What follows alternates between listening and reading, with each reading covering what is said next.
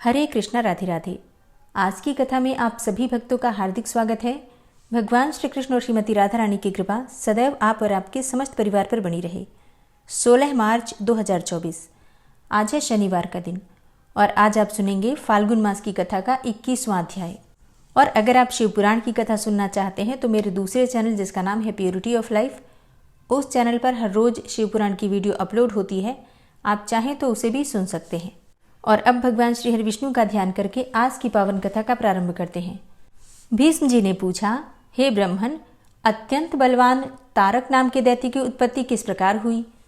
कार्तिकेय जी ने उस महान असुर का संहार किस प्रकार किया? और भगवान रुद्र को उमा की प्राप्ति किस प्रकार से हुई? ये सारी बातें जिस प्रकार से हुई हो, हे महामुने, वह सब मुझे सुनाइए। पुलस्त्य जी ने कहा, राजन, जैसे अरणि से अग्नि प्रकट होती है, उसी प्रकार दिति के गर्भ से दैत्यों की उत्पत्ति हुई है। पूर्व काल में उसी शुभ लक्षणा दिति को महर्षि कश्यप ने यह वरदान दिया था कि हे देवी, तुम्हें वज्रांग नाम का एक पुत्र होगा, जिसके सभी अंग वज्र के समान सुदृढ़ होंगे। वरदान पाकर देवी दिति ने समयानुसार उस पुत्र को जन्म दिया, जो वज्र के द्वारा भी अच्छेद्य था तथा वह जन्मते ही समस्त शास्त्रों में पारंगत हो गया था। उसने बड़ी भक्ति के साथ माता से कहा, माँ, मैं तुम्हारी किस आज्ञा का पालन करूं? यह सुनकर दिति को बड़ा हर्ष हुआ। वह दैत्यराज से बोली, बेटा, इंद्र ने मेरे बहुत से पुत्रों को मौत के घाट उतार दिया है, अतः उनका बदला लेने के उद्देश्य से तुम भी इंद्र का वध करने के लिए जाओ। महाबली बजरांग बहुत अच्छा कहकर स्वर्ग में गया और अमोघ तेज वाले पास से इंद्र को बांधकर अपनी मां के पास लेकर आया, ठीक उसी तरह जैसे कोई व्याध छोटे से मृग को बांध कर लाए। इसी समय ब्रह्मा जी तथा महातपस्वी कश्यप मुनि उस स्थान पर आए जहां वे दोनों माँ बेटे निर्भय होकर खड़े थे। उन्हें देखकर ब्रह्मा जी और कश्यप जी ने कहा, बेटा, इन्हें छोड़ दो, ये देवताओं के राजा हैं, इन्हें लेकर तुम क्या करोगे? सम्मानित पुरुष का अपमान ही उसका वध कहा गया है। यदि शत्रु अपने शत्रु के हाथ में आ जाए और वह दूसरे के गौरव से छुटकारा पा जाए तो वह जीता हुआ भी प्रतिदिन चिंता मग्न होने के कारण मृतक के ही समान हो जाता है। यह सुनकर वज्रांग ने ब्रह्मा जी और कश्यप जी के चरणों में प्रणाम करते हुए कहा, हे भगवान, मुझे इंद्र को बांधने से कोई मतलब नहीं है। मैंने तो बस माता की आज्ञा का पालन किया है। हे देव, आप देवता और असुरों के भी स्वामी तथा मेरे माननीय प्रपितामह हैं, अतएव आपकी आज्ञा का पालन मैं अवश्य करूंगा। यह लीजिए, मैंने इंद्र को मुक्त कर दिया। मेरा मन तपस्या में लगता है, अतः मेरी तपस्या ही निर्विघ्न पूरी हो, यह आशीर्वाद प्रदान कीजिए। ब्रह्मा जी बोले, वत्स, तुम मेरी आज्ञा के अधीन रहकर तपस्या करो, तुम्हारे ऊपर कोई आपत्ति नहीं आ सकती। तुमने अपने इस शुद्ध भाव से जन्म का फल प्राप्त कर लिया। यह कहकर ब्रह्मा जी ने बड़े बड़े नेत्रों वाली एक कन्या उत्पन्न की और उसे वज्रांग को पत्नी रूप में अंगीकार करने के लिए दे दिया। उस कन्या का नाम वरांगी बताकर ब्रह्मा जी वहां से चले गए और वज्रांग उसे साथ लेकर तपस्या के लिए वन में चला गया। उस दैत्यराज के नेत्र कमल पत्र के समान विशाल एवं सुंदर थे। उसकी बुद्धि शुद्ध थी तथा वह महान तपस्वी था। उसने 1000 वर्षों तक बाहें ऊपर उठाए खड़े होकर तपस्या की। तदनंतर उसने 1000 वर्षों तक पानी के भीतर निवास किया। जल के भीतर प्रवेश कर जाने पर उसकी पत्नी वरांगी, जो बड़ी पतिव्रता थी, उसी सरोवर के तट पर चुपचाप बैठी रही और बिना कुछ खाए पिए घोर तपस्या में प्रवृत्त हो गई।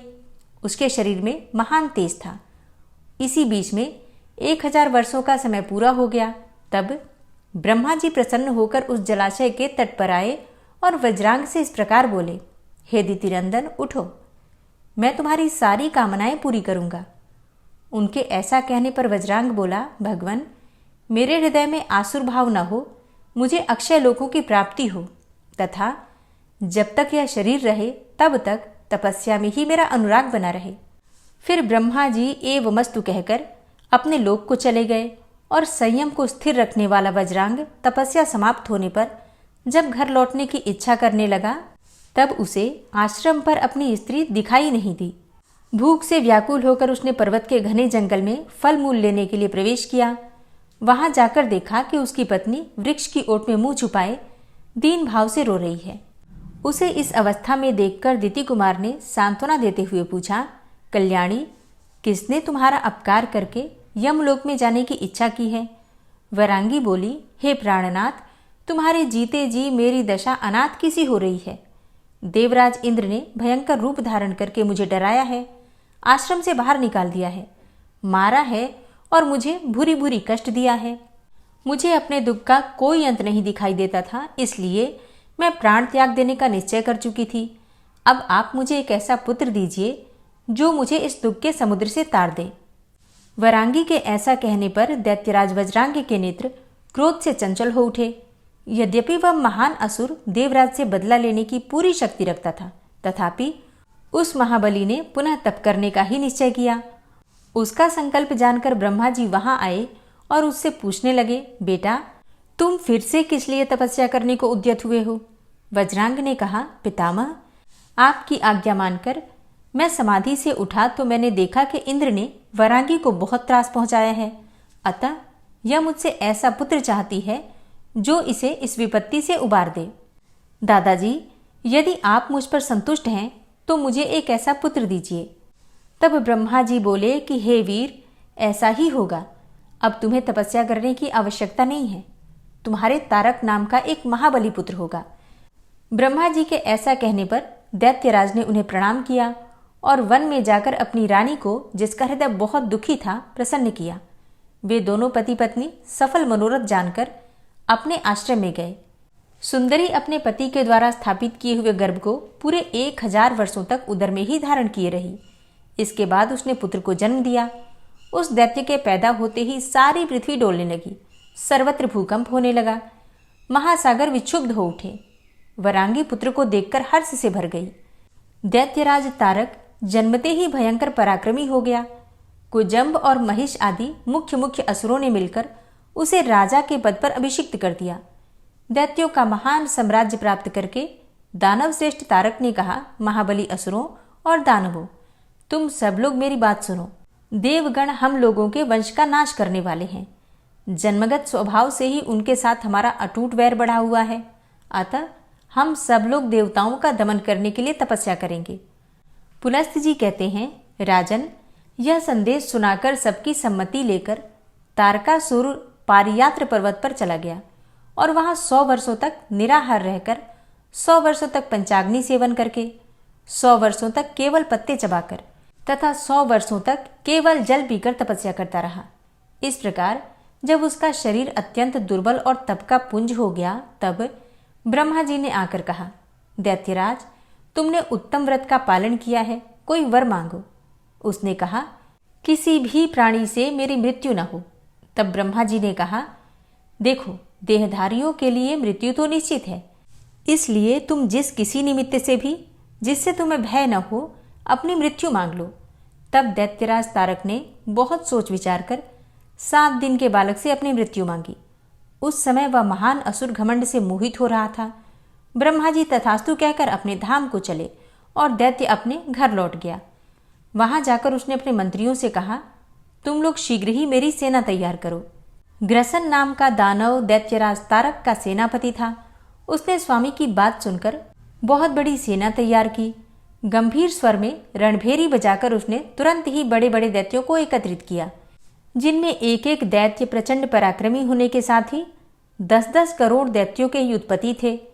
जंभ नामक दैत्य उन सबका अगुआ था और कुजम्ब उसके पीछे चलने वाला था। इनके सिवा महिष, कुंजर, मेघ, कालनेमी, निमि, मंथन, जंभक और शुंभ भी प्रधान थे। इस प्रकार ये 10 दैत्यपति सेनानायक थे। उनके अतिरिक्त और भी सैकड़ों ऐसे दानव थे जो अपनी भुजाओं पर पृथ्वी को तोलने की शक्ति रखते थे। दैत्यों में सिंह के समान पराक्रमी तारकासुर की वह सेना बड़ी भयंकर जान पड़ती थी। वह मतवाले गजराजों, घोड़ों और रथों से भरी हुई थी। पैदलों की संख्या भी बहुत थी और सेना में सब ओर पताकाएं फहरा रही थी। इसी बीच में देवताओं के दूत वायु असुरलोक में आए और दानव सेना का उद्योग देखकर इंद्र को उसका समाचार सुनाने के लिए गए। देव सभा में पहुंचकर उन्होंने देवताओं के बीच में इस नई घटना का हाल सुनाया। उसे सुनकर महाबाहु देवराज ने आंखें बंद करके बृहस्पति जी से कहा, गुरुदेव, इस समय देवताओं के सामने दानवों के साथ घोर संग्राम का अवसर उपस्थित होना चाहता है। इस विषय में हमें क्या करना चाहिए? कोई नीति युक्त बात हो तो बताइए। बृहस्पति जी बोले, हे सुरश्रेष्ठ, साम नीति और चतुरंगिणी सेनाएं, ये दो ही विजयाभिलाषी वीरों की असफलता के साधन सुने गए हैं। ये ही सनातन रक्षा कवच हैं। नीति के 4 अंग हैं, साम, भेद, दान और दंड। यदि आक्रमण करने वाले शत्रु लोभी हो तो उन पर साम नीति का प्रभाव नहीं पड़ता। यदि वे एक मत और संगठित हों तो उनमें फूट भी नहीं डाली जा सकती, तथा जो बलपूर्वक सर्वस्व छीन लेने की शक्ति रखते हैं उनके प्रति दान नीति के प्रयोग से भी सफलता नहीं मिल सकती। अतः अब वहां एक ही उपाय शेष रह जाता है, वह है दंड। तो यदि आप लोगों को जंचे तो दंड का ही प्रयोग करें। बृहस्पति जी के ऐसा कहने पर इंद्र ने अपने कर्तव्य का निश्चय करके देवताओं को सभा में इस प्रकार कहा, स्वर्गवासियों, सावधान होकर मेरी बात सुनो। इस समय युद्ध के लिए उद्योग करना ही उचित है, अतः मेरी सेना तैयार की जाए। यमराज को सेनापति बनाकर संपूर्ण देवता शीघ्र ही संग्राम के लिए निकले। यह सुनकर प्रधान देवता कवच बांधकर तैयार हो गए। मातली ने देवराज का दुर्जय रथ जोतकर खड़ा किया। यमराज भैंसे पर सवार होकर सेना के आगे खड़े हुए। वे अपने प्रचंड किंकरों द्वारा सब ओर से घिरे हुए थे। अग्नि, वायु, वरुण, कुबेर, चंद्रमा तथा आदित्य सब लोग युद्ध के लिए उपस्थित हुए। देवताओं की वह सेना तीनों लोकों के लिए दुर्जय थी। उसमें 33 करोड़ देवता एकत्रित थे। तदनंतर युद्ध आरंभ हुआ। अश्विनी कुमार, मरुदगण, साध्यगण, इंद्र, यक्ष और गंधर्व ये सभी महाबली एक साथ मिलकर दैत्यराज तारक पर प्रहार करने लगे। उन सबके हाथों में नाना प्रकार के दिव्यास्त्र थे, परंतु तारकासुर का शरीर वज्र एवं पर्वत के समान सुदृढ़ था। देवताओं के हथियार उस पर काम ही नहीं करते थे। उन्हें प्रहार करते देखकर दानवराज तारक रथ से कूद पड़ा और करोड़ों देवताओं को उसने अपने हाथ के पृष्ठभाग से ही मार गिराया। यह देखकर देवताओं की जो बची खुची सेना थी भयभीत हो उठी और युद्ध की सारी सामग्री वहीं छोड़कर चारों दिशाओं में भाग गई। ऐसी परिस्थिति में पड़ जाने पर देवताओं के हृदय में बड़ा दुख हुआ और वे जगत गुरु ब्रह्मा जी की शरण में जाकर सुंदर अक्षरों से युक्त वाक्यों द्वारा उनकी स्तुति करने लगे। देवता बोले, हे सत्वमूर्ते, आप प्रणव रूप हैं। अनंत भेदों से युक्त जो यह विश्व है उसके अंकुर आदि की उत्पत्ति के लिए आप सबसे पहले ब्रह्म रूप में प्रकट हुए हैं। तदनंतर इस जगत की रक्षा के लिए सत्वगुण के मूलभूत विष्णु रूप से स्थित हुए हैं। इसके बाद इसके संहार की इच्छा से आपने रुद्र रूप धारण किया। इस प्रकार एक होकर भी त्रिविध रूप धारण करने वाले आप परमात्मा को नमस्कार है। जगत में जितने भी स्थूल पदार्थ हैं उन सबके आदि कारण आप ही हैं। अतः आपने अपनी ही महिमा से सोच विचार कर हम देवताओं का नाम निर्देश किया है। साथ ही इस ब्रह्मांड के 2 भाग करके ऊर्ध्वलोकों को आकाश में तथा अधोलोकों को पृथ्वी पर और उसके भीतर स्थापित किया है। इससे हमें यह जान पड़ता है कि विश्व का सारा अवकाश आपने ही बनाया है। आप देह के भीतर रहने वाले अंतर्यामी पुरुष हैं। आपके शरीर से ही देवताओं का प्राकट्य हुआ है। आकाश आपका मस्तक, चंद्रमा और सूर्य नेत्र, सर्पों का समुदाय केश और दिशाएं कानों के छिद्र हैं। यज्ञ आपका शरीर, नदियां संधि स्थान, पृथ्वी चरण और समुद्र उदर हैं। हे भगवान, आप भक्तों को शरण देने वाले, आपत्ति से बचाने वाले तथा उनकी रक्षा करने वाले हैं। आप सबके ध्यान के विषय हैं। आपके स्वरूप का अंत नहीं है। देवताओं के इस प्रकार स्तुति करने पर ब्रह्मा जी बहुत प्रसन्न हुए। उन्होंने बाएं हाथ से वरद मुद्रा का प्रदर्शन करते हुए देवताओं से कहा, हे देवगण, तुम्हारा तेज किसने छीन लिया है? तुम आज ऐसे हो रहे हो मानो तुम में अब कुछ भी करने की शक्ति ही नहीं रह गई है। तुम्हारी कांति किसने हर ली है? ब्रह्मा जी के इस प्रकार पूछने पर देवताओं ने वायु को उत्तर देने के लिए कहा। उनसे प्रेरित होकर वायु ने कहा, हे भगवान, आप चराचर जगत की सारी बातें जानते हैं। आपसे क्या छुपा है? सैकड़ों दैत्यों ने मिलकर इंद्र आदि बलिष्ठ देवताओं को भी बलपूर्वक परास्त कर दिया है। आपके आदेश से स्वर्गलोक सदा ही यज्ञभोगी देवताओं के अधिकार में रहता आया है, परंतु इस समय तारकासुर ने देवताओं का सारा विमान समूह छीनकर उसे दुर्लभ कर दिया है। देवताओं के निवास स्थान, जिस मेरु पर्वत को आपने संपूर्ण पर्वतों का राजा मानकर उसे सब प्रकार के गुणों में बढ़ा चढ़ा, यज्ञों से विभूषित तथा आकाश में भी ग्रहों और नक्षत्रों की गति का सीमा प्रदेश बना रखा था, उसी को उस दानव ने अपने निवास और विहार के लिए उपयोगी बनाने के उद्देश्य से परिष्कृत किया है। उसके शिखरों में आवश्यक परिवर्तन और सुधार किया है। इस प्रकार उसकी सारी उद्दंडता मैंने बताई है। अब आप ही हमारी गति हैं। यो कहकर वायु देवता चुप हो गए। तब ब्रह्मा जी ने कहा, देवताओं, तारक नाम का दैत्य देवता और असुर सबके लिए अवध्य है। जिसके द्वारा उसका वध हो सकता है वह पुरुष अभी तक त्रिलोकी में पैदा ही नहीं हुआ। तारकासुर तपस्या कर रहा था। उस समय मैंने उसे वरदान देकर उसे अनुकूल बनाया और तपस्या से रोका। उस दैत्य ने 7 दिन के बालक से अपनी मृत्यु होने का वरदान मांगा था। 7 दिन का वही बालक उसे मार सकता है जो भगवान शंकर के वीर्य से उत्पन्न हो। अब हिमालय की कन्या जो उमा देवी होंगी, उसके गर्भ से उत्पन्न पुत्र अरणी से प्रकट होने वाले अग्निदेव की भांति तेजस्वी होगा। अतः भगवान शंकर के अंश से उमा देवी जिस पुत्र को जन्म देंगी, उसका सामना करने पर तारकासुर नष्ट हो जाएगा। ब्रह्मा जी के ऐसा कहने पर देवता उन्हें प्रणाम करके अपने अपने स्थान को चले गए। हरे कृष्णा। आज की कथा का यहीं पर समापन करती हूँ। इसके आगे का वृतांत आप कल की कथा में सुनेंगे। उम्मीद करती हूँ आज की कथा आपको जरूर पसंद आई होगी। तो अगर आपको कथा पसंद आ रही हो तो वीडियो को लाइक कीजिए और ज़्यादा से ज़्यादा इस वीडियो को अपने फैमिली फ्रेंड्स के साथ शेयर कीजिए। और हाँ, कमेंट बॉक्स में राधे राधे जरूर लिख दीजिए। और अब आप सुनेंगे श्री नारायण कवच, जिसके सुनने मात्र से भगवान श्री हरि विष्णु की असीम कृपा आपको प्राप्त होगी। श्री नारायण कवच।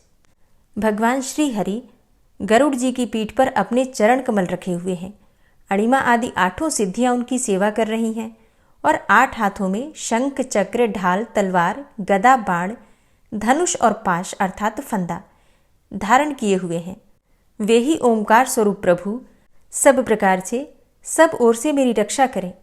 मत्स्य मूर्ति भगवान जल के भीतर जल तंतुओं से और वरुण के पास से मेरी रक्षा करें। माया से ब्रह्मचारी रूप धारण करने वाले वामन भगवान स्थल पर और विश्वरूप श्री त्रिविक्रम भगवान आकाश में मेरी रक्षा करें। जिनके घोर अट्टहास करने पर सब दिशाएं गूंज उठी थी और दैत्य पत्नियों के गर्भ गिर गए थे, वे दैत्य युद्धपतियों के शत्रु भगवान नृसिंह किले, जंगल, रणभूमि आदि विकट स्थानों में मेरी रक्षा करें। अपनी दाढ़ों पर पृथ्वी को उठा लेने वाले यज्ञ मूर्ति वाराह भगवान मार्ग में, परशुराम जी पर्वतों के शिखरों पर और लक्ष्मण जी के सहित भरत के बड़े भाई भगवान रामचंद्र प्रवास के समय मेरी रक्षा करें। भगवान नारायण मारण, मोहन आदि भयंकर अभिचारों और सब प्रकार के प्रमादों से मेरी रक्षा करें। ऋषि श्रेष्ठ नर गर्व से, योगेश्वर भगवान दत्तात्रेय योग के विघ्नों से और त्रिगुणाधिपति भगवान कपिल कर्म बंधन से मेरी रक्षा करें। परम ऋषि सनत कुमार कामदेव से, हयग्रीव भगवान मार्ग में चलते समय देव मूर्तियों को नमस्कार आदि न करने के अपराध से और देवर्षि नारद सेवा अपराधों से और भगवान कच्छप सब प्रकार के नरकों से मेरी रक्षा करें। भगवान धन्वंतरी कुपथ्य से, जितेंद्र भगवान ऋषभदेव सुख दुख आदि भयदायक द्वंद्वों से, यज्ञ भगवान लोकापवाद से और बलराम जी मनुष्यकृत कष्टों से और श्री शेष जी क्रोधवश नामक सर्पों के गणों से मेरी रक्षा करें। भगवान श्री कृष्ण द्वैपायन व्यास जी अज्ञान से तथा बुद्धदेव पाखंडियों से और प्रमाद से मेरी रक्षा करें। धर्म रक्षा करने वाले महान अवतार धारण करने वाले भगवान कल्कि पाप बहुल कलिकाल के दोषों से मेरी रक्षा करें। प्रातःकाल भगवान केशव अपनी गदा लेकर, कुछ दिन चढ़ जाने पर भगवान गोविंद अपनी बांसुरी लेकर और दोपहर के पहले भगवान नारायण अपनी तीक्ष्ण शक्ति लेकर और दोपहर को भगवान विष्णु चक्रराज सुदर्शन लेकर मेरी रक्षा करें। तीसरे पहर में भगवान मधुसूदन अपना प्रचंड धनुष लेकर मेरी रक्षा करें और सायंकाल में ब्रह्मा आदि त्रिमूर्तिधारी माधव, सूर्यास्त के बाद ऋषिकेश, अर्धरात्रि के पूर्व तथा अर्धरात्रि के समय अकेले भगवान पद्मनाभ मेरी रक्षा करें। रात्रि के पिछले प्रहर में श्रीवत्स लांछन श्रीहरि, उषा काल में खड्गधारी भगवान जनार्दन और सूर्योदय से पूर्व श्री दामोदर और संपूर्ण संध्याओं में काल मूर्ति भगवान विश्वेश्वर मेरी रक्षा करें। हे सुदर्शन, आपका आकार चक्र रथ के पहिए की तरह है। आपके किनारे का भाग प्रलयकालीन अग्नि के समान अत्यंत तीव्र है। आप भगवान की प्रेरणा से सबोर घूमते रहते हैं। जैसे आग वायु की सहायता से सूखे घास फूस जला डालती है, वैसे ही आप हमारी शत्रु सेना को शीघ्र से जला दीजिए। हे कौमुद की गदा, आपसे छूटने वाली चिंगारियों का स्पर्श वज्र के समान असह्य है। आप भगवान अजित की प्रिया हैं और मैं उनका सेवक हूँ। इसलिए आप कुष्मांड, विनायक, यक्ष, राक्षस, भूत और प्रेत आदि ग्रहों को अभी कुचल डालिए तथा मेरे शत्रुओं को चूर चूर कर दीजिए। हे शंखश्रेष्ठ, आप भगवान श्री कृष्ण के फूंकने से भयंकर शब्द करके मेरे शत्रुओं का दिल दहला दीजिए एवं यातुधान, प्रमथ, प्रेत, मातृका, पिशाच तथा ब्रह्म राक्षस आदि भयावने प्राणियों को यहाँ से तुरंत भगा दीजिए। भगवान की श्रेष्ठ तलवार, आपकी धार बहुत तीक्ष्ण है। आप भगवान की प्रेरणा से मेरे शत्रुओं को छिन्न भिन्न कर दीजिए। भगवान की प्यारी ढाल, आप में सैकड़ों चंद्राकार मंडल है। आप पाप दृष्टि, पापात्मा शत्रुओं की आंखें बंद कर दीजिए और उन्हें सदा के लिए अंधा बना दीजिए। सूर्य आदि ग्रह, धूमकेतु, पुच्छल तारे आदि केतु, दुष्ट मनुष्य, सर्प आदि रेंगने वाले जंतु, दाढ़ों वाले हिंसक पशु, भूत प्रेत आदि तथा पापी प्राणियों से हमें जो भय हो और जो हमारे मंगल के विरोधी हों, वे सभी भगवान के नाम, रूप तथा आयुधों का कीर्तन करने से तत्काल नष्ट हो जाएं। बृहद, रथंतर आदि सामवेदीय स्तोत्रों से जिनकी स्तुति की जाती है, वे वेद मूर्ति भगवान गरुड़ और विश्वक्सेन जी अपने नामोच्चारण के प्रभाव से हमें सब प्रकार की विपत्तियों से बचाएं। श्रीहरि के नाम, रूप, वाहन, आयुध तथा श्रेष्ठ पार्षद हमारी बुद्धि, इंद्रिय, मन और प्राणों को सब प्रकार की आपत्तियों से बचाएं। जितना भी कार्य अथवा कारण रूप जगत है वह वास्तव में भगवान ही है। इस सत्य के प्रभाव से हमारे सारे उपद्रव नष्ट हो जाएं। जो लोग ब्रह्म और आत्मा की एकता का अनुभव कर चुके हैं, उनकी दृष्टि में भगवान का स्वरूप समस्त विकल्पों से रहित है, भेदों से रहित है। फिर भी वे अपनी माया शक्ति के द्वारा भूषण, आयुध और रूप नामक शक्तियों को धारण करते हैं। यह बात निश्चित रूप से सत्य है। इस कारण सर्वज्ञ, सर्वव्यापक भगवान श्रीहरि सदा सर्वत्र सब स्वरूपों से हमारी रक्षा करें। जो अपने भयंकर अट्टहास से सब लोगों के भय को भगा देते हैं और अपने तेज से सबका तेज ग्रस लेते हैं, वे भगवान नृसिंह दिशा विदिशा में, नीचे ऊपर, बाहर भीतर सब ओर से हमारी रक्षा करें। हे देवराज इंद्र, मैंने तुम्हें यह नारायण कवच सुना दिया है। इस कवच से तुम अपने को सुरक्षित कर लो। बस फिर तुम अनायास ही सब दैत्य युद्धपतियों को जीत कर लोगे। इस नारायण कवच को धारण करने वाला पुरुष जिसको भी अपने नेत्रों से देख लेता है अथवा पैर से छू देता है, तत्काल समस्त भयों से वो मुक्त हो जाता है। जो इस वैष्णवी विद्या को धारण कर लेता है, उसे राजा, डाकू, प्रेत, पिशाच आदि और बाघ आदि हिंसक जीवों से कभी किसी प्रकार का भय नहीं होता। हे देवराज, प्राचीन काल की बात है, एक कौशिक गोत्री ब्राह्मण ने इस विद्या को धारण करके योग धारणा से अपना शरीर मरुभूमि में त्याग दिया। अब जहां उस ब्राह्मण का शरीर पड़ा था, उसके ऊपर से एक दिन गंधर्वराज चित्ररथ अपनी स्त्रियों के साथ विमान पर बैठकर निकले। वहां आते ही वे नीचे की ओर सिर किए विमान सहित आकाश से पृथ्वी पर गिर पड़े। इस घटना से उनके आश्चर्य की सीमा न रही जब उन्हें बालखिल्य मुनियों ने बतलाया कि यह नारायण कवच धारण करने का प्रभाव है। तब उन्होंने उस ब्राह्मण देव की हड्डियों को ले जाकर पूर्ववाहिनी सरस्वती नदी में प्रवाहित कर दिया और फिर स्नान करके वे अपने लोक को चले गए। श्री सुखदेव जी कहते हैं, हे परीक्षित, जो पुरुष इस नारायण कवच को समय पर सुनता है और जो आदरपूर्वक इसे धारण करता है, उसके सामने सभी प्राणी आदर से झुक जाते हैं और वह सब प्रकार के भयों से मुक्त हो जाता है। हे परीक्षित, शतक्रतु इंद्र ने आचार्य विश्वरूप जी से यह वैष्णवी विद्या प्राप्त करके रणभूमि में असुरों को जीत लिया और वे त्रैलोक्य लक्ष्मी का उपभोग करने लगे। श्री नारायण कवच संपूर्ण हुआ। श्री राधा कृपा कटाक्ष स्तोत्र। मुनीन्द्र वृंद वंदिते त्रिलोक शोक हारिणी प्रसन्न वक्त्र पंकजे निकुंज भूविलासिनी व्रजेन्द्र भानुनंदिनी व्रजेन्द्र सूनु संगते कदा करिष्यसि हमां कृपा कटाक्ष भाजनम्। अशोक वृक्ष वल्लरी वितान मंडपस्थिते प्रवाल बाल पल्लव प्रभारुणांध्रि कोमले वराभय स्फुरत्करे प्रभूत संपदालये कदा करिष्यसि मां कृपाकटाक्षभाजनम्। अनङ्गरङ्गमङ्गलं प्रसङ्गभङ्गुरं भ्रुवां सविभ्रमं ससम्भ्रमं दृगन्तबाणपातने। निरन्तरं वशीकृतप्रतीतनन्दनन्दने कदा करिष्यसि मां कृपाकटाक्षभाजनम्। तडित्सुवर्णचम्पकप्रदीप्तगौरविग्रहे मुखप्रभापरास्तकोटिसारदेन्दुमण्डले। विचित्रचित्रसञ्चरच्चकोरशावलोचने कदा करिष्यसि मां कृपाकटाक्षभाजनम्। मदोन्मदादियौवने प्रमोदमानमण्डिते प्रियानुरागरञ्जिते कलाविलासपण्डिते। अनन्यधन्यकुञ्जराज्यकामकेलिकोविदे कदा करिष्यसि मां कृपाकटाक्षभाजनम्।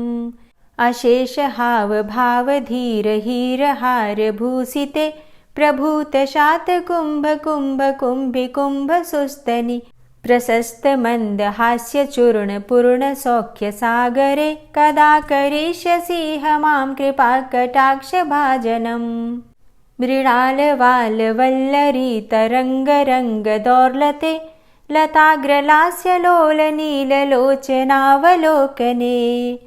ललल्लुलन्मिलन्मनोज्ञमुग्धमोहिनाश्रिते कदा करिष्यसि मां कृपाकटाक्षभाजनम्। सुवर्णमल्लिकाञ्चितत्रिरेखकम्बुकण्ठगे त्रिसूत्रमङ्गलीगुणत्रिरत्नदीप्तिदीधिते। सलोलनीलकुन्तलप्रसूनगुच्छगुम्फिते कदा करिष्यसि मां कृपाकटाक्षभाजनम्।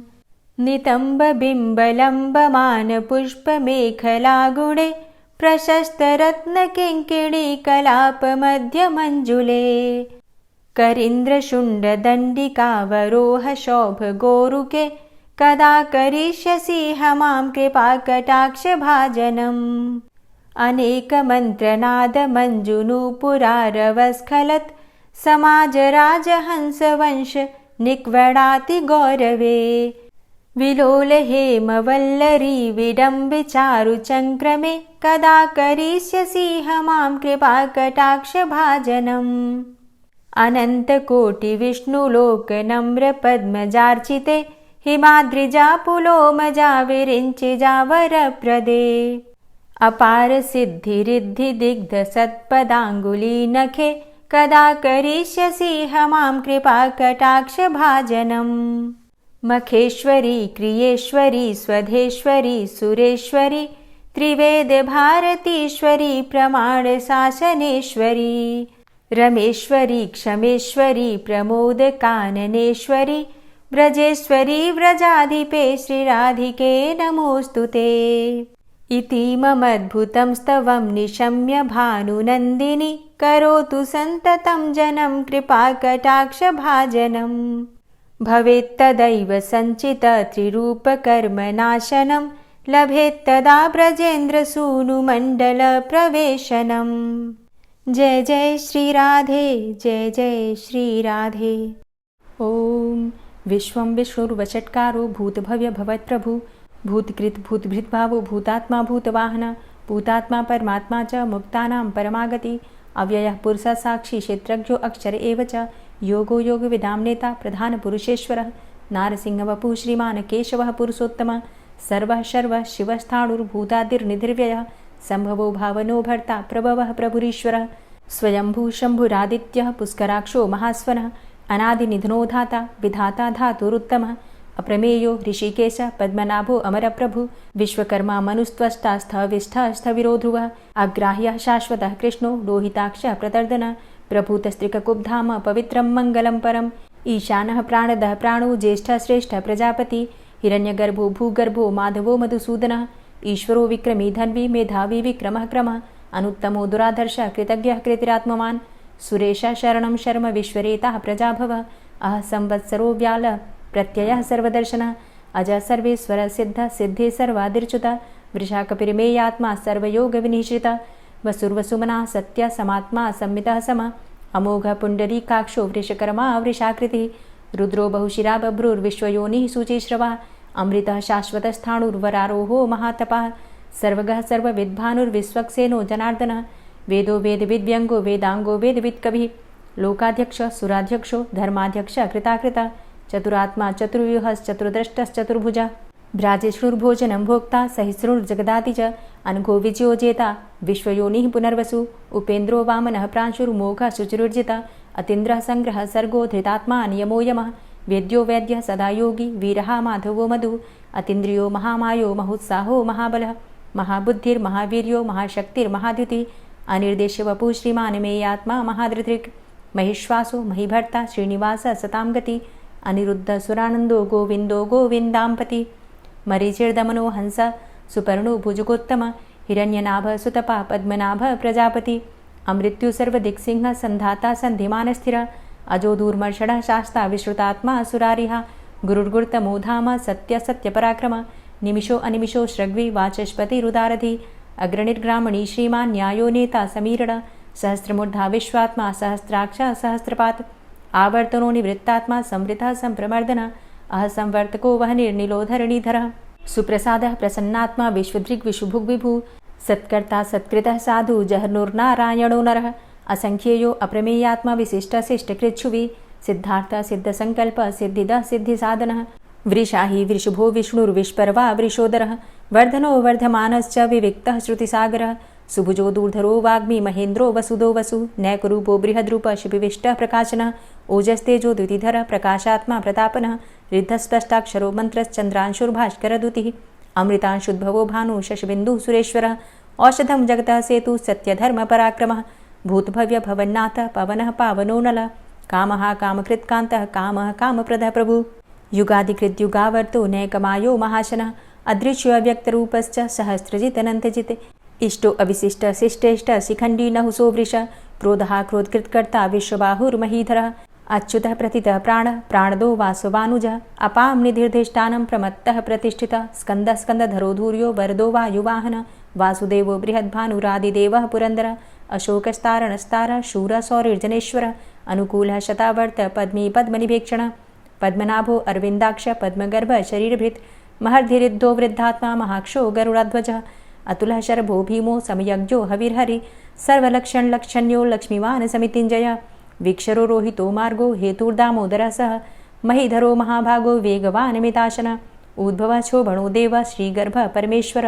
करणं कारणं कर्ता विकर्ता गहनो गुह व्यवसायो व्यवस्थान संस्थान स्थानदो ध्रुव परर्थी परमस्पस्तुष्ट पुष्ट सुभेक्षण रामो विरामो विरजो मार्गो नेयो नयोनयः वीर शक्तिमतां श्रेष्ठो धर्मो धर्मविदुत्तमः वैकुण्ठः पुरुषः प्राणः प्राणदः प्रणवः पृथु हिरण्यगर्भः शत्रुघ्नो व्याप्तो वायुरुधोक्षजः ऋतुः सुदर्शनः कालः परमेष्ठी परिग्रहः उग्रः संवत्सरो दक्षो विश्रामो विश्वदक्षिणः विस्तारः स्थावरस्थाणु प्रमाणं बीजमव्ययम् अर्थो अनर्थो महाकोशो महाभोगो महाधनः अनिर्विण्णः स्थविष्टोऽभू धर्मयुपो महामख नक्षत्रनेमिर्नक्षत्री क्षम छामः समीहनः यज्ञ इज्जो महिज्यश्च क्रतुसत्रं सतां गतिः सर्वदर्शी विमुक्तात्मा सर्वज्ञो ज्ञानमुत्तमं सुव्रतः सुमुखः सुष्मा सुघोषः सुखदः सुहृतः मनोहरो जित्क्रोधो वीरबाहुर्विदारणः स्वापनः स्ववसो व्यापी नैकात्मा नैककर्मकृत् वत्सरो वत्सलो वत्सी रत्नगर्भो धनेश्वरः धर्मगुप्धर्मकृद्धर्मी सदसक्षरमक्षरम् अविज्ञाता सहस्रांशुर्विधाता कृतलक्षणः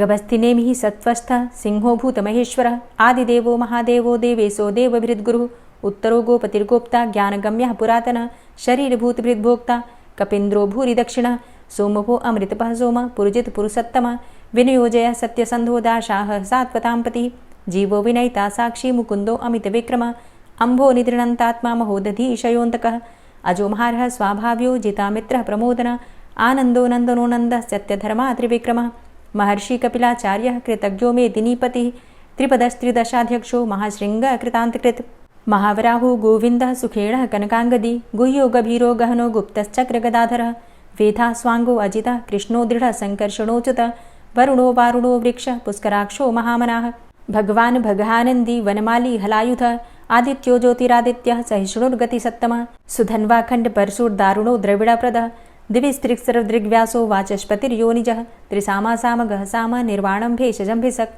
सन्न्यासकृच्छमः शान्तो निष्ठा शान्तिः परायणं शुभांगा शांतिदस्रष्टा कुमुदः कुवलेशया गोहितो गोपतिर्गोप्ता वृषभाक्षो वृषप्रिया अनिवर्ति निवृतात्मा संक्षेप्ता चेमकृच्छिव श्रीवत्सवक्षा श्रीवास श्रीपति श्रीमतांबर श्रीद श्रीश श्रीनिवास श्रीनिधि श्रीविभावन श्रीधर श्रीकर श्रेय श्रीमान लोकत्रयाश्रय स्वक्ष स्वंग शतानंदो नंदिर्ज्योतिर्गणेश्वर विजितात्मा विधेयात्मा सत्कीर्तिश्छिन्न संशय उदीर्ण सर्वतक्षसुर निश शाश्वत स्थिर भूषयो भूषणो भूतिर्विशोक शोकनाशन अर्चिष्मानर्चित कुंभो विशुद्धात्मा विशोधन अनिरुद्धो अप्रतिरथ प्रद्युम्नो अमित विक्रम कालिनेमि निहावीर शौरी सूर्जनेश्वर त्रिलोकात्मा त्रिलोकेशः केशवः केशिहारी कामदेवः कामपालः कामीकान्तः कृतागमः अनिर्देशव पुर्विष्णोर्वीरो अनंतो धनंजयः ब्रह्मण्यो ब्रह्मकृत् ब्रह्मा ब्रह्म ब्रह्म विवर्धन ब्रह्मविद् ब्राह्मणे ब्रह्मी ब्रह्मज्ञो ब्राह्मण प्रिय महाक्रमो महाकर्मा महातेजा महोरगः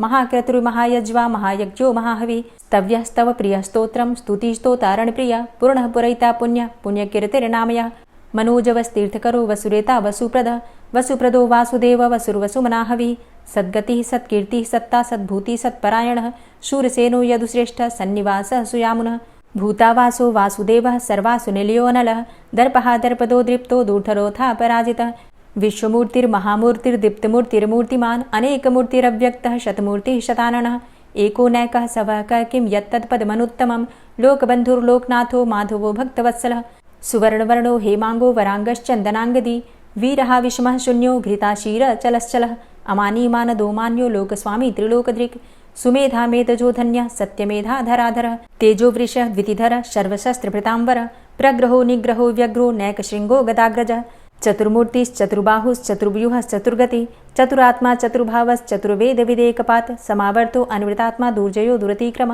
दुर्लभो दुर्गमो दुर्गो दुरावासो दुरारिहा शुभांगो लोकसारंग शुतन्तुस्तन्तुवर्धन इन्द्रकर्मा महाकर्मा कृतकर्मा कृतागम उद्भवः सुन्दरः सुन्दो रत्ननाभः सुलोचनः अर्को वाजसनः शृङ्गी जयन्तः सर्वविजयी सुवर्णबिन्दुरक्षोभ्य सर्वभागीश्वरेश्वरः महाहृदो महागर्तो महाभूतो महानिधि कुमुदः कुन्दरः कुन्दः पर्जन्यः पावनो नीलः अमृताशो अमृतवपुः सर्वज्ञः सर्वतोमुखः सुलभः सुव्रतः सिद्धः शत्रुजित् शत्रुतापनः न्यग्रोधो दुम्बरो अस्वस्थश्चाणुरान्ध्रनिषूदनः सहस्रार्चिः सप्तजिह्वः सप्तैधा सप्तवाहनः अमूर्तिरणघो अचिन्त्यो भयकृद्भयनाशनः अणुर्बृहत्कृशः स्थूलो गुणभृन्निर्गुणो महान् अधृतः स्वधृतः स्वास्य प्राग्वंशो वंशवर्धनः भारभृतिकथितो योगी योगी स सर्वकामद आश्रमश्रमण क्षाम सुपर्णो वायुवाहन धनुर्धरोर्धनुर्वेदो दण्डोदमयितादम अपराजितः सर्वसहो नियन्ता नियमो यमः सत्त्ववान् सात्विकः सत्य सत्यधर्मपरायण अभिप्रायः प्रियार्होर्ह प्रियकृत्प्रीतिवर्धनः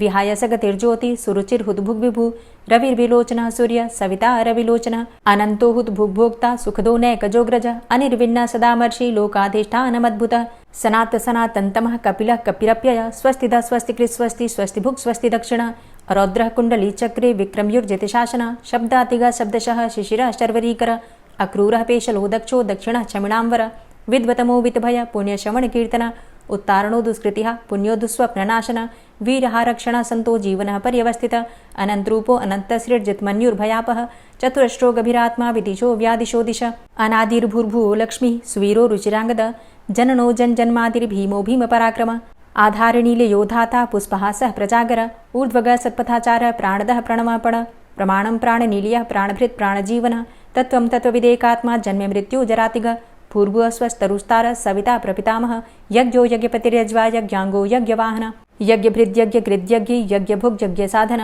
यज्ञान्तिकृद्यज्ञ गुह्यमन्यमन्नादेव च आत्मयोनिः स्वयं जातो वैखानः सामगायन देवकीनन्दन स्रष्टा क्षितिसः पापनाशन शङ्खभृन्नन्दकी चक्री शारङ्गधन्वा गदाधरः रथाङ्गपाणिरक्षोभ्य सर्वप्रहरणायुध ओम नमः इति। दोस्तों, अगर आप एकादशी का व्रत करते हैं तो एकादशी व्रत की वीडियो चैनल पर अपलोड हो चुकी है, ज़रूर देख लीजिए। होलाष्टक कब से प्रारंभ होंगे, होलाष्टक में क्या करना चाहिए क्या नहीं करना चाहिए, ये वीडियो भी चैनल पर अपलोड हो चुकी है, ज़रूर देख लीजिए। चैनल से जुड़े रहिए ताकि सारी जानकारी आपको सही समय पर प्राप्त हो सके। मिलती हूँ मैं आपसे अगली वीडियो में, तब तक के लिए जय श्री।